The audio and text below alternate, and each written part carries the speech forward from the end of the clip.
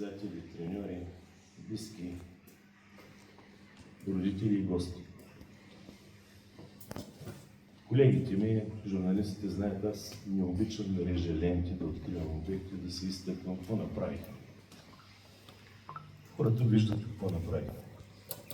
Само, че такава церемония, която е тая вечер, уважавам и обичам да присъствам, защото това поражда в мен чувство за гордост.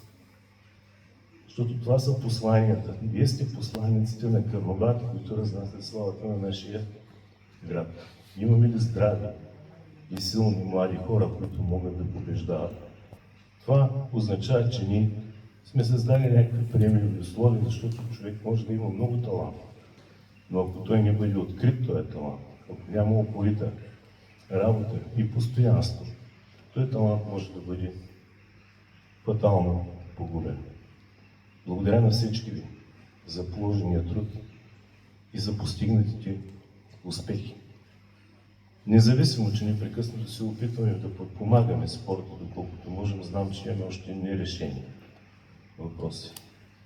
Но буквално днес дойде при мен една много добра новина, защото една жена, която поканихме да бъде ръководител на местната инициативна група, тя ще започне работа по стратегията по нейното реализиране, да донесе един пакет, на който пише 9 милиона лева. От тия 9 милиона лева, половината приблизително ще влязат в частния бизнес. Но другата половина ще направи всичко необходимо, защото имам тая реална възможност, да насочим към проекти за усъвършенстване на спортната база в Карнобат. Защото за да ги има тия успехи, трябва да има условия. А условията няма кой друг да ги създаде. Виждате какви са турбуленциите в държавата, че пак започваме да работим без бюджет за следващата година и вероятно ще отидем до май месец. Така, пък може и по-късно, ако изборите са примерно март-април. Това не означава, че няма да спрем да работим. Аз подписах преди 3 дни договор за тренировъчно игрище на мястото на стария басейн. Ще заложим проектиране за сектор за силова подготовка между стария басейн и хотела спортна среща. Грозни са източните седла, то няма източни седла на стадиона.